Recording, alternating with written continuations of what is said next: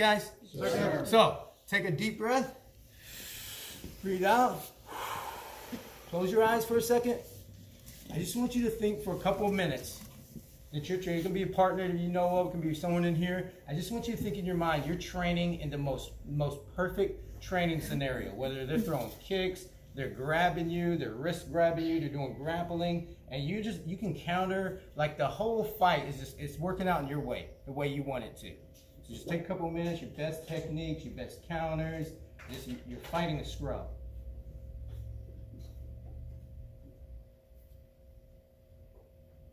Okay, open your eyes. It's never gonna happen like that in real life. I promise you. I promise. Fight for small people to give me that chance. But the thing is, and I mean this with the bottom of my heart, you know, if I'm in like an MMA fight or a competition fight, the guy I'm fighting is skilled. You know what I'm saying? He spends a lot of time, you know, critiquing his techniques. But the guy you fight on the street's not skilled, and he's not even thinking right. You know what I mean? Like, he might not be crazy, but at least for that minute, he's mentally unstable. You know, he's drunk, he's mad, he's got emotions, something's going on, and all he's thinking about, regardless of why he's fighting me, whether I started it or not, he just wants to punch me in the face. He wants to throw a haymaker punch and hit me in the face. Just like you guys just threw a baseball. Like, throw the baseball to me. Like, back up a little bit. Don't act like I'm right here. Throw the baseball as hard as you can. That's a haymaker. That's what people on the street throw punches. Go! Ready? Go! Go! Go! Ready? Go! Ready? Go! So the first thing I'm going to do, all we're going to do, and we're going to build it up a little bit more. My two hands are going to turn like this, just like I'm trying to get like some money, like I'm homeless or something. They're going to go right on top of my forehead. Does everyone see that? Sure. These elbows are literally like spears now. Boom, right onto his chest. They hurt. It hurts. I don't care how big you are. It hurts to get elbowed in the chest. Now he throws this punch at me. I'm gonna back up. Throw that punch again.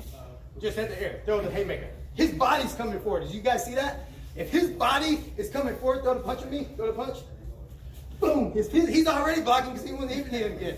If his body's coming forward to throw a punch, and I'm coming forward to get out of the way with my elbows, he's gonna run right into this. Does that make sense? If he's my height, his face is gonna get hit by this elbow.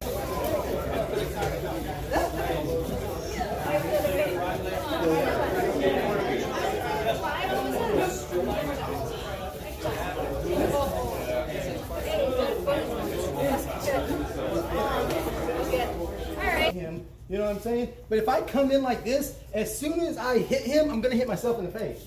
Does that make sense? So it's important that my hands meet my head before it meets his body. Okay? That's number one. We're gonna add that. Number two, everybody isn't a skilled jiu-jitsu guy and MMA fighter and all that stuff. But people know how to hurt each other. You know, they wrestle and stuff. So I'm gonna change something that's a little bit of people talk about. You know, they always say, like, if you get in a fight on the street, you wanna make it look like you were the one asking them not to fight you. Like, hey, please, I don't wanna fight you and stuff. If you don't break the law, you don't have to worry about cops questioning you. Like, you know what I'm saying? Once you tell the story, hey, yeah, I wasn't standing like this, but I promise you I was pumping gas and the dude was mad at me, you know? But if he puts his hands out like this right here, I don't have to be a trained fighter to know that I can grab this guy and twist his hand and hurt him and stuff. Does that make sense? Has anyone ever been in a knife fight before? The truth of the matter is, if my hands are here, I run the risk if that guy pulls a blade out, he might not be able to hit me as deep to do some cuts down here, but if he slices my hands, I'm not gonna be able to fight anymore anyway. You know, I'm not gonna be able to touch and stuff. I'm done. If I turn my hands a little bit more like this right here, and he pulls a blade out or he tries to grab, he's grabbing a little bit more of a shield. Does that make sense? Makes it easier for my hand to come up. Does everyone understand? So, I want you to think of 3 things. We're gonna do it 2 times each side, and then we're gonna have one more detail before we go to the next move. I want you to never let your head come in here. I want your hands to come to your head as you move in, so I don't go and hit myself, okay? I want you never to have to do this, because it's gonna take so much time. It's asking him to slice my fingers or hurt me or pull my hands. I want my hands to always be here ready, okay? Does that make sense, guys? Number three, and don't be afraid to say if you were one of those guys. How many people, when their partner's getting ready to throw a punch, and they flinch a little bit, or he didn't throw the punch, you almost didn't, like, oh, sorry, I thought you were about to throw a punch. I know he's gonna hit me in the face. I know he's at the gas station, I don't know him, he's yelling at me. I know he's gonna hit me, okay? I don't need to sit here and say, Go ahead, man. Take the first punch. Hey, take the first hit. Take the first. You know, if I'm sitting here, I'm like, hey, calm down. Boom, and I clinch in, he's not going to hit me. I don't necessarily need to wait for him to throw the punch. Does that make sense? If I get to the clinch and then I can just say, hey, calm down, man. We can talk it out. But I don't want to sit here. I don't want to sit him and he's about to throw the punch and I react. Should I go on? Was that? As soon as I feel like this guy's about to do something, I'm going to make. With that said, whether he's a skilled fighter or not, when he gets ready to throw the ball, when I say freeze, I just want you to freeze, okay? Now look in the mirror and throw that ball as hard as you can. Freeze! He draws back. I don't care who you are, whether you learn how to, I can't throw a ball. I played T-ball when I was a little kid, and I still struck out. So I'm not a ball player. I don't know if you are. But it doesn't matter how skilled you are in throwing a ball or throwing a punch. When your mind knows that you're going to throw with this punch, you're going to cock back. Does that make sense, guys? I mean, if we're right up here, boom, I'm going to clinch up. But if I'm right here and he gets ready to throw a punch, throw the punch. He's cocking back with one hand or not. I don't need to know if he's right-handed or left-handed. Does that make sense, guys? So when he throws his punch, and again, my legs, none of this matters, okay? I just want to get from A to B without getting punched in the face. So when he throws his punch, throw your punch, boom, I'm always going to step with my right foot. Which side? Because I'm a righty, okay? I cheat. I box southpaw because I'm fast and stuff with this hand. So I step forward, throw your punch, boom. We've already established that. Threw his punch, he stepped forward. I've stopped him for a split second, but I need him to do this, okay? So as soon as he throws his punch, throw your punch, we're in the clinch. I'm just going to take the leg that's forward, and I'm going to move it out a little bit. See how he moves? He has to come. He has to. There's no, I don't care how big he is, he has to come that way. That's what I need. So he throws his punch. Boom. I want you guys to go from here. Rest your hand. This is a crowbar. I don't want to do this. I want to crowbar him. And my other hand is going to drop and just step out with your own foot. Does that make sense, guys? If he does it from this side, he's a righty. Boom. Crowbar, my hand, step. That's all I want you guys to do right now. If he tries to overweight me, my crowbar keeps him away from me. Does that make sense? I'm pulling him to the point that I want to drop. You know for a fact that if I go here and pull him, he will fall over something, okay? If I sit down and keep pulling, he's gonna drop over me. So from right here, I'm already leaning. This hand's gonna keep pulling. The only thing that needs to switch is this. It's all I need to do, okay? It's not an arm bar. I'm just gonna hook him, okay? So from right here, switch to here. Are you good at break phones? Go ahead. Okay, so he's already leaning off of his heels.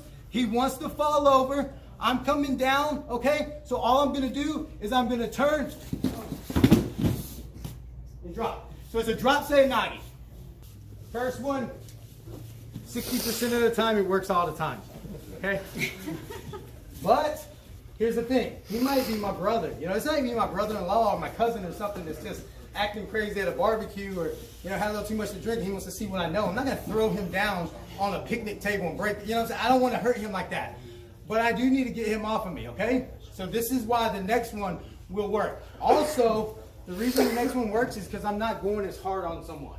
If I'm not going hard on someone, they're gonna react different. If he's bigger and stronger than me, throw your punch.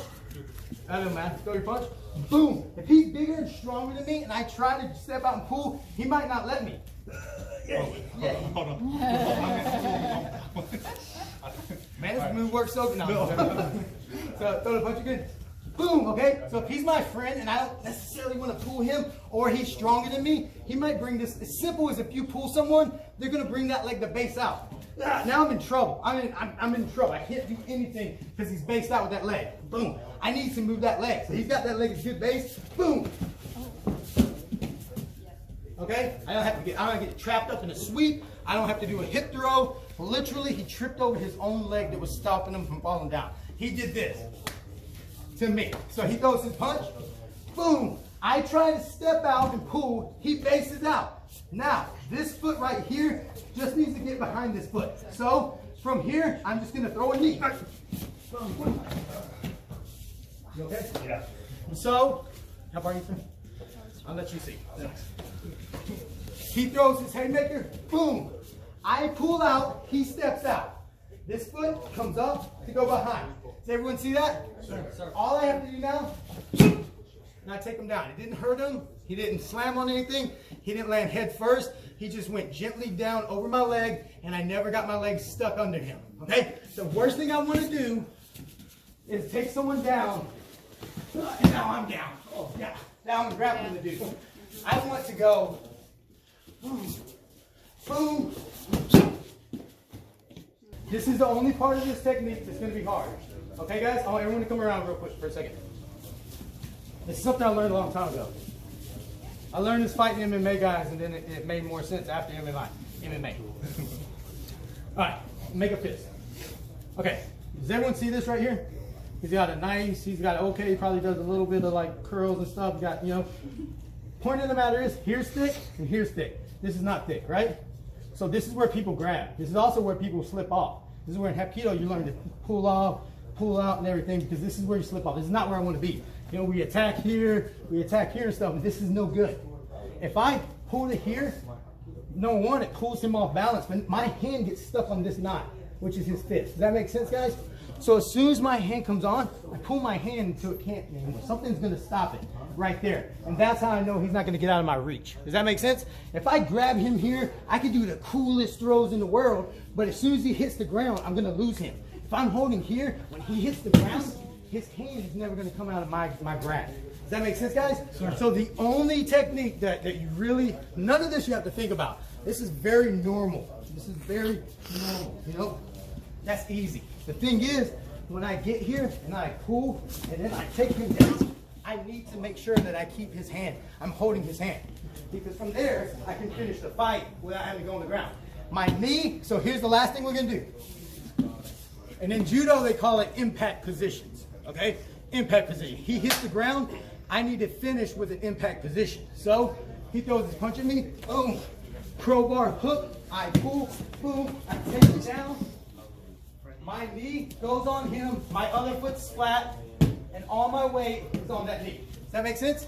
I want to pin him down with my knee and my shin, okay? If not, even if I stop being a hold on, he's going to fight me. Yeah, I'm in trouble. From here, he's not. It's not a whole lot you can do. So when you take your partner down, regardless if you're losing control or not, I want you to finish like that. Does that make sense? All this is the byproduct. This is where I need to be.